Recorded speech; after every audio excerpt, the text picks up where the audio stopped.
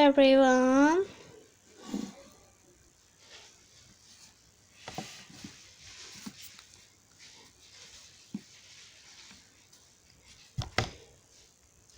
It's 10:08.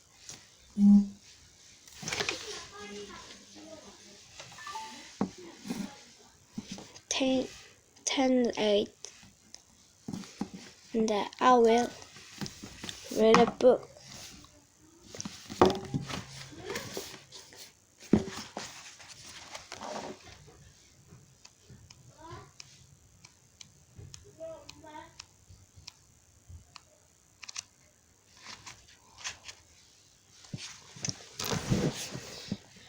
The Platinum Blonde Man. There was no doubt in Matilda's mind that this display of fondness by her father's severe self-punishments. And she sat sitting off fish shifts and ignoring the television. Ran went to work on the various possibilities. By the time she went off to bed, her mind was made up. The next morning she got up real early and went into the bedroom and locked the door. As we always know, Mrs. Woman's cell was side a brilliant platinum blonde, very much the same glistening silvery color as the female tightrope focus side in the circus.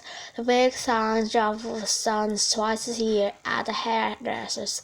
But every month was so in between. Mrs. Woman's the freshness of ice, giving it a difference in the wash basin with something called platinum blonde hair that extra strong. This also serves to dye the nasty round hairs its calves growing from the roots underneath. The bottle of titanium blonde hair that extra strong was kept in the cupboard in the bedroom, and underneath the title on the level was written the words caution. It is perilous. Keep away from children.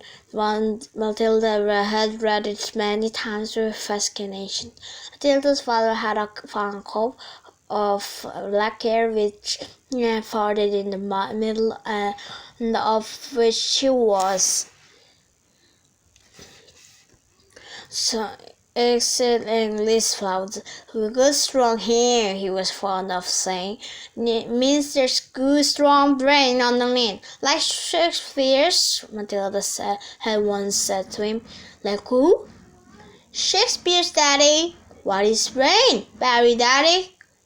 Was it Barry? Barry daddy's. He has masses of hair, did he? He was poor daddy. To which the father then snapped, if you can't talk sense, shut up.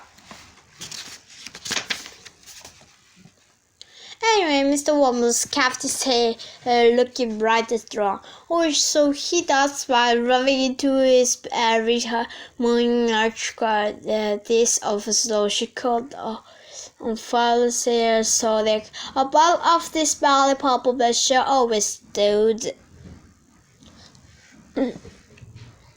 We stood on the south shelf of the sink in the bedroom, alongside all the toothbrushes and the various Horace and Cough's message with all of Fowler's suits of place daily after shaving was completed. This Scoff message was always accompanied by loud clothes and heavy sweating and the gas of, that's better, that's the stuff. Rub it right into the bus, which could be clearly heard by Matilda in the bedroom across the corridor. Now in the early morning privacies of the bedroom, Matilda's unscrewed saw came off father's soul of violence and saved 3/4 of the contents without rain. Then she filled the bottle out with her mother's partaking blood silver extra straw. She carefully wrapped enough of her father's original hair, holding in the bottle so that when she gave it up with shakers, holding still, this still looks reasonable, Papa. Then she placed the bottle on the shelf above the sink, taking care to put her mother's orders back in the cupboard. So far, so good. At breakfast time, Matilda sat quietly at the dining room table, eating her cornflakes. Her father says emphasize her with his back to the door, delivering the sounds of bread smothered with a mixture of peanut butter and strawberry jam. The mother was just out of sight around the corner in the kitchen, making Mr. Woman's face, which always had to be for 2 fried eggs on fried spreads with 3 forks, sausages, and 3 strips of bacon, and some sliced tomatoes. At the point, Mr. Woman came noisily into the room. He was incapable of entering any room quietly, especially at breakfast time. He always had to make his appearance felt immediately by creating a lot of noise and clatter. One could almost hear something. It's me, here I come, the great man himself, the master of the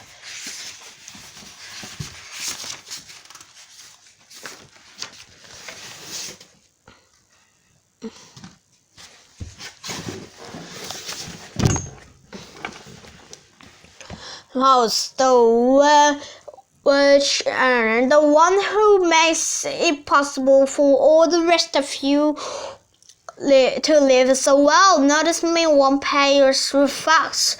On this occasion, he strode in and slapped his son on the back and shouted, "Well, my boy, your father's wealth is in force another great money-making day today at the lodge. I've got a few little feathers. I'm going to flout the ideas that morning, and my breakfast is coming to you," Mrs. Woman called from the kitchen. Matilda kept her face bent low over her cornflakes. She didn't dare look up.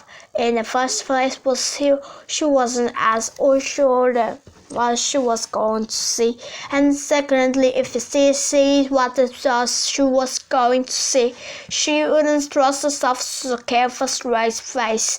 The son was looking directly ahead out of the window, stuffing himself with bread and peanut butter and strawberry jam. The father was just moving around to sit at the head of the table when the mother came sweeping out from the kitchen carrying a huge plate piled high with eggs and sausages and bacon and tomatoes. She looked up. She caught sight of her husband's stuffed head. Then she let out a scream, seemed to lift her right up into the air and dropped the plate with a crash and splash onto the floor. Everyone jumped, including Mr. Woman. "What the heck's the matter with you, woman?" she shouted. "Look at the mess you've made on the carpet! You're here!" The mother was shrieking, pointing squirrely fingers at her husband. "Look at your hair! What you done to your hair? What's wrong in my hair, for heaven's sake?" He said, "Oh my God, Dad, what you done to your hair?" The son shouted. Splendid nonsense was floating on nicely in the breakfast room. Matilda said nothing. She simply sat there admiring the wonderful effect of bones and milk. Mr. Woman's fine crop of black hair was now dirty silver. The colors his tongue was so tight through a worker size that he had not been washed for the entire season. You've done it!" shrieked the mother. "Why did you do it, you fool? You look absolutely frightful. You look horrendous. You look like a fat." "What the blazer you are talking about?" the father yelled, putting both hands to his head. "I most certainly have not dyed it." "What do you mean I've dyed it? What's happened to it? Or is this some sort of stupid joke?" His face was turning pale green, the color of sour apples. You must have died it, Dad, the son said. It's so saints color as Mom's, only much redder looking. Of course it died it, the mother cried. It can't change the color all by itself. What on earth were you trying to do? Make yourself look handsome or something? You look like someone's grandmother will go on the wall. Get me a mirror, the father yelled. Don't just stand there shrieking at me. Get me a mirror. The mother sat back, lay on a chair, and the stairs. She opened the bag on the arm, got out the powder confetti that had a small round mirror on the inside of the lid. She opened the confetti and handed it to her husband. He grabbed it and held it before his face, and in doing so splayed most of the powder all over the palm from this fancy sweater jacket. Be careful, shrieked the mother. Now look what you've done. That's my best Elizabeth Southern face powder. Oh my God, yelled the father, staring into his little mirror. What's happened to me? I look terrible. I look just like you've gone wrong. I can't go down to the garage and scale calls like this. How did it happen? He stared around the room, first at the mother, then at the son, then at Matilda. How could it have happened? He yelled. I imagine, Daddy, Matilda said quietly. Then you weren't looking very hard and you simply took Mommy's bottle of hair stuff off the shelves instead of your own. Of course this was happened, the mother cried. Well, really, Harry? How stupid can you get? Why didn't you read the labels before you started splashing the stuff all over you? Mine's terribly raw, strong. I'm so meant to use 1 tablespoon of it in a whole basin of water, and you're gonna put it over your head in it. I will probably take all the sound off in the end. Is your scarf beginning to burn, dear?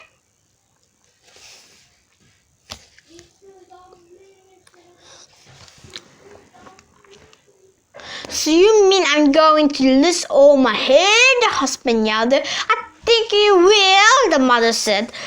Parasols is a very powerful medical. It's what they put down the laboratories to disinfect the fan. Only they give it another name. What are you saying? The husband cried. Another laboratory pan? I don't want to disinfect it. Even though it's like I use it, the mother told him. It makes a good deal of my hair fall out. So goodness knows what's going to happen to you. I'm surprised it didn't take the whole of the top of your hair off. What shall I do? Wailed the father. Tell me quick what to do before it starts falling out, Matilda said. I've given it a good wash, Dad, if I were you, with soap and water, but you have to hurry. With the singe the color back? The father asked anxiously. Of course it won't, you tweets, the mother said. Then when do I do? I can't go around looking like this forever. You have to have it dyed black, the mother said. But wash it first or there won't be any to dye. Right, the father shouted, springing into the action.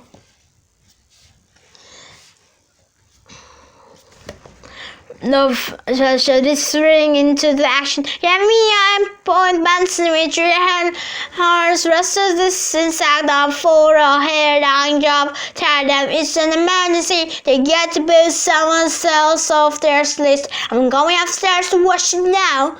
With the man flashed off of the room, and Mrs. Woman sadly, scientifically, went